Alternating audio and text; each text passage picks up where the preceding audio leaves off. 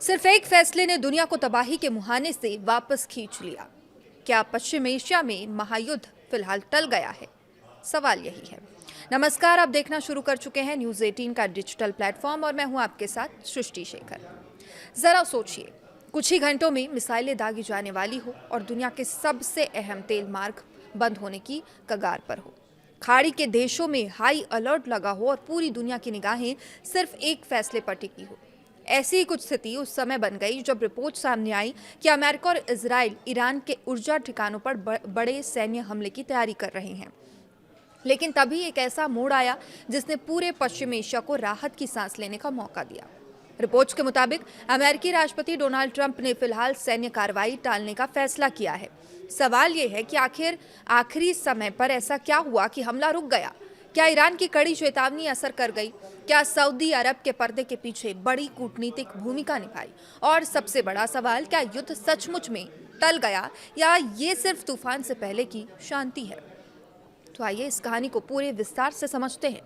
Reports के अनुसार शुक्रवार को ये खबर सामने आई कि अमेरिका और इजराइल ईरान के ऊर्जा ढांचे पर बड़े पैमाने पर हमले की तैयारी में हैं। हालात इतने गंभीर माने जा रहे थे कि अमेरिका ने अपने नागरिकों को पश्चिम एशिया के कभी भी वहां से निकलने के लिए तैयार रहने की सलाह दे दी। इसके जवाब में ईरान ने भी बेहद सख्त चेतावनी जारी की। ईरानी अधिकारियों ने संकेत दिया कि अगर अमेरिका या इजराइल ने हमला किया तो जवाब केवल उन्हीं तक सीमित नहीं रहेगा, बल्कि खाड़ी क्षेत्र के ऊर्जा ठिकाने, तेल सुविधाओं और रणनीतिक ढांचे भी निशाने पर आ सकते हैं। यानी मामला सिर्फ दो देशों के बीच संघर्ष का नहीं हो जाता, बल्कि पूरे पश्चिम एशिया के युद्ध में बदलने की आशंका पैदा हो गई थी। और इसी बीच सबसे ज़्यादा चिंता सऊदी अरब में बढ़ने की बात सामने आई, क्योंकि यदि संघर्ष फैलता तो इसका सबसे बड़ा आर्थिक और सुरक्षा प्रभाव खाड़ी के देशों पर ही इसका असर पड़ता। अब रिपोर्ट्स के मुताबिक सऊदी क्राउन प्रिंस मोहम्मद बिन सलमान ने अमेरिकी राष्ट्रपति ट्रंप से बातचीत की और तनाव कम करने की अपील की। बताया जाता है कि उन्होंने संभावित सैन्य कार्रवाई को लेकर अपनी चिंता भी व्यक्त की और इसके बाद ट्रंप ने अपने social media platform truth social पर कहा कि अमेरिका कार्रवाई के लिए पूरी तरह तैनात था, लेकिन बातचीत और समाधान की संभावना को देखते हुए फिलहाल हमला रोकने पर फैसला किया गया है। उन्होंने ये भी कहा कि यदि तेजी से समझौता होता तो स्ट्रेट हॉर्मुज पूरी तरह खुला रहता और ईरान के परमाणु कार्यक्रम को लेकर समाधान निकलता है अगर, तो सैन्य कार्रवाई की जरूरत नहीं पड़ेगी। हालांकि ये भी स्पष्ट किया गया कि ये स्थायी फैसला नहीं है, यानी अगर बातचीत असफल होती है या हालात फिर बिगड़ते हैं तो सैन्य विकल्प दोबारा सामने आ सकते हैं। अब सवाल उठता है कि आखिर स्ट्रेट ऑफ हॉर्मुज इतना इंपॉर्टेंट क्यों है, महत्वपूर्ण क्यों है?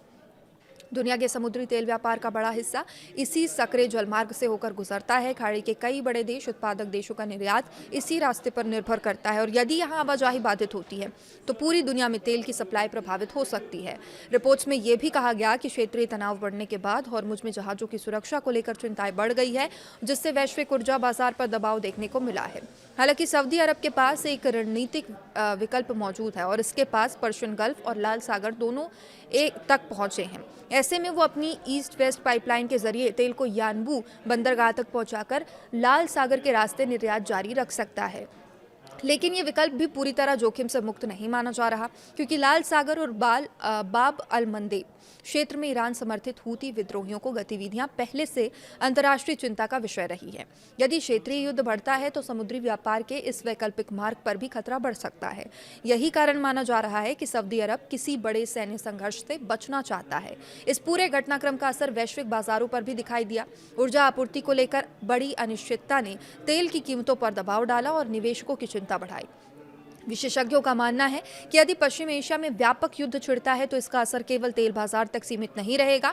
वैश्विक व्यापार, महंगाई, शिपिंग लागत और कई देशों की अर्थव्यवस्था पर इसका व्यापक प्रभाव पड़ सकता है। अब सबसे अहम सवाल, क्या युद्ध टल गया है? इसका जवाब फिलहाल पूरी तरह हाँ या नहीं में देना मुश्किल है। एक तरफ सैन्य कार्रवाई फिलहाल टालने की बात कही गई है, दूसरी तरफ अमेरिका ने संकेत दिया है कि यह फैसला परिस्थितियों पर निर्भर करेगा। यदि बातचीत आगे बढ़ती है तो तनाव कम हो सकता है, लेकिन यदि कूटनीतिक प्रयास विफल होते हैं या क्षेत्र में कोई नई घटना होती है तो हालात दोबारा गंभीर हो सकते हैं। यानी फिलहाल पश्चिम एशिया को राहत जरूर मिली है, लेकिन संकट पूरी तरह खत्म नहीं हुआ है। आने वाले दिनों में अमेरिका, ईरान, इजराइल और खाड़ी देशों की कूटनीतिक गतिविधियां तय करेंगी कि यह तनाव बातचीत से खत्म होगा या फिर दुनिया एक नए बड़े संघर्ष की ओर बढ़ेगी। अब आप बताइए, क्या आपको लगता है कि बातचीत से संकट टल जाएगा या पश्चिम एशिया में बड़ा टकराव अभी भी संभव है? अपनी राय कमेंट में ज़रूर रखिएगा और अपडेट के लिए देखते रहिए न्यूज़ 18। नमस्कार।